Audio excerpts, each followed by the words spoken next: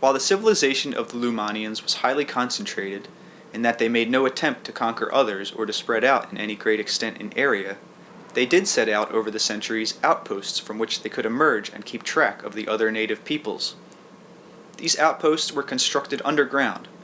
From the original cities and large settlements there were, of course, underground connections, a system of tunnels, highly intricate and beautifully engineered.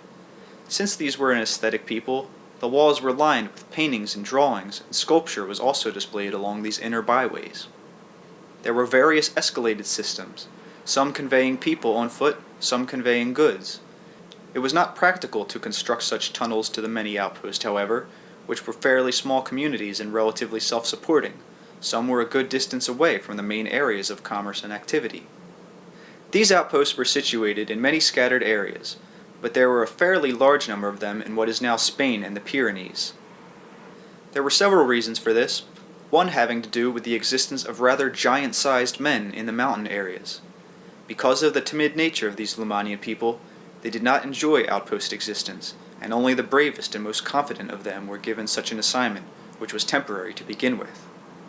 The caves again served as doorways opening outward, and often what seemed to be the back of a cave was instead constructed of a material opaque from the outside, but transparent from the inside. The natives of the area, using such caves for natural shelter, could therefore be observed without danger. These people reacted to sounds that are not audible to your ears. Their peculiar fear of violence intensified all of their mechanisms to an amazing degree. They were forever alert and on guard.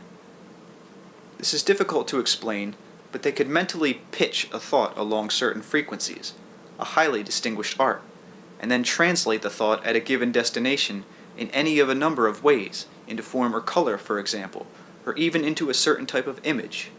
Their language was extremely discriminating in ways that you could not understand, simply because gradations in pitch, frequency, and spacing were so precise and complicated.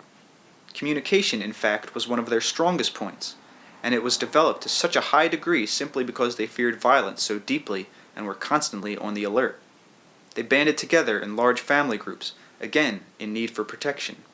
Contact between children and parents was at a very high level, and children were acutely uncomfortable if out of the sight of their parents for any amount of time. For these reasons, those individuals who ran the outposts felt themselves to be in a very uncomfortable situation. They were limited in numbers and largely cut off from the main areas of their own civilization. They developed, therefore, an even greater telepathic ability and a rapport with the earth above their head, so that the slightest tremor or footstep and even the most minute movements above that were not usual were instantly noted. There were frequent peepholes, so to speak, through to the surface, from which they could make observations, and cameras situated there that kept the most precise pictures, not only of the earth, but of the stars. Of course, they had complete records of underground gas areas and intimate knowledge of the inner crusts, keeping careful watch upon and anticipating earth tremors and faults. They were as triumphant about their descent into the earth as any race ever was who left the earth. This was, as I told you, the second and perhaps most interesting of the three civilizations. The first followed generally your own line of development, and faced many of the problems that you now do. They were largely situated in what you call Asia Minor, but they were also expansive and traveled outward to other areas. These are the people I mentioned earlier, who initially went on to other planets within other galaxies, and from whom the people of the Lumanian civilization came. Now, before we discuss the third civilization, there are a few more points I would like to make about the second one. This has to do with communication as it was applied to their drawings and paintings, and to the highly discriminating channels that their creative communications could take. In many ways, their art was highly superior to your own, and not as isolated. The various art forms, for example, were connected in a fashion that is nearly unknown to you, and because you are so familiar with the concept, it will be rather difficult to explain. Consider, for example, something very simple. Say a drawing of an animal. You would perceive it simply as a visual object, but these people were great synthesizers. A line was not simply a visual line, but according to an almost infinite variety of distinctions and divisions, it would also represent certain sounds that would be automatically translated. An observer could automatically translate the sounds before he bothered with the visual image if he wanted to. In what would appear to be a drawing of an animal then, the entire history or background of the animal might be given. Curves, angles, lines, all represented, beside their obvious objective function in a drawing, a highly complicated series of variations in pitch, tone, and value, or if you prefer, invisible words. Distances between lines were translated as sound pauses, and sometimes also as distances in time. Color was used in terms of language and communication, in drawings and paintings representing somewhat as your own color does, emotional gradations. The color, however, its value of intensity, served to further refine and define, for example, either by reinforcing the message already given by the objective value of the lines, angles, and curves, and by the invisible word messages already explained, or by modifying these in any given number of ways. The size of such drawings also spoke its own message. In one way, this was a highly stylized art, and yet it allowed for both great preciseness of expression in terms of detail, and great freedom in terms of scope. It was obviously highly compressed. This technique was later discovered by the third civilization, and some of the remnants of drawings done in imitation of it still exist. But the keys to interpretation have been completely lost, so all you could see would be the drawing devoid of the multisensual elements that gave it such great variety. It exists, but you could not bring it alive.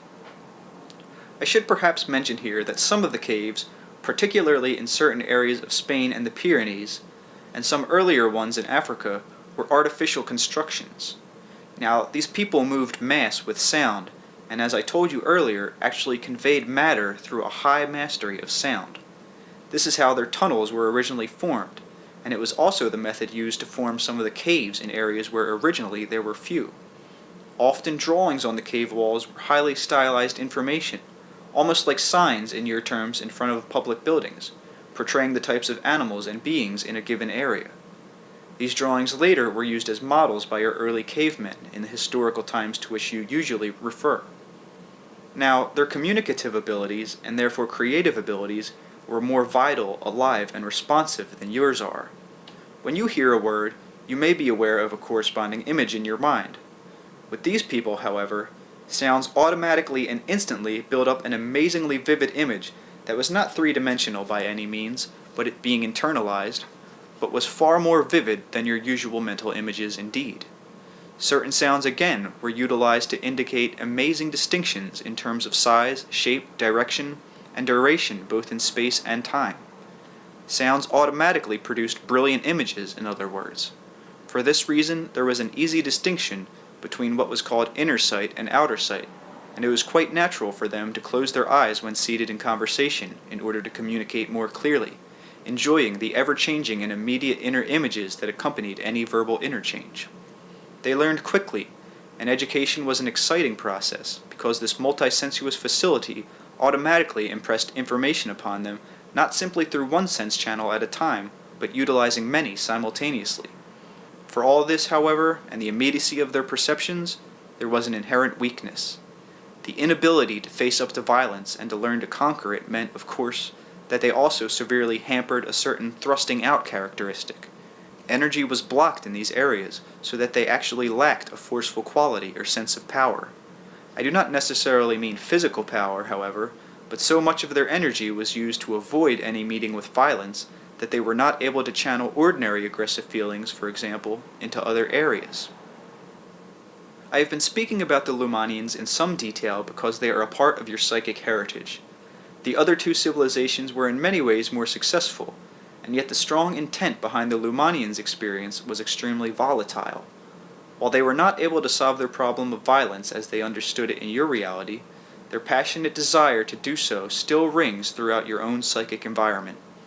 Because of the true nature of quote-unquote time, the Lumanians still exist as they were in your terms. There are often bleed-throughs in the psychic atmosphere. These do not occur by chance, but by when some kind of rapport causes effects to leap between systems that otherwise appear quite separated. And so there have been such bleed-throughs between your own civilization and the Lumanians. Various old religions picked up the idea of the Lumanians' fierce god figure, for example, in which they managed to project their concepts of force, power, and violence, this god who had meant to protect them, when nonviolence would not allow them to protect themselves. There is a bleed-through now in the making, so to speak, in which the Lumanians' multidimensional concept of art and communication will be glimpsed by your own people, but in a rudimentary form. Because of the nature of probabilities, there is also, of course, a system of reality in which the Lumanians succeeded in their experiment with nonviolence, and in which a completely different type of human being emerged. All of this may seem very strange to you simply because your concepts of existence are so specific and limiting. Ideas of probable realities and probable men and gods may strike some of you as quite absurd, and yet as you read this book, you are but one of the probable yous. Other probable yous would not consider you real, of course, and some might indignantly question your existence. Nevertheless, the probable system of reality is not just a philosophical question. If you are interested in the nature of your own reality, then it becomes a highly personal and pertinent matter. As the various qualities of the Lumanians are still present in your psychic atmosphere, as their cities still coexist in land areas now called your own, so other probable identities coexist with the identities you now call your own. In the following chapter, we will discuss you and your probable selves.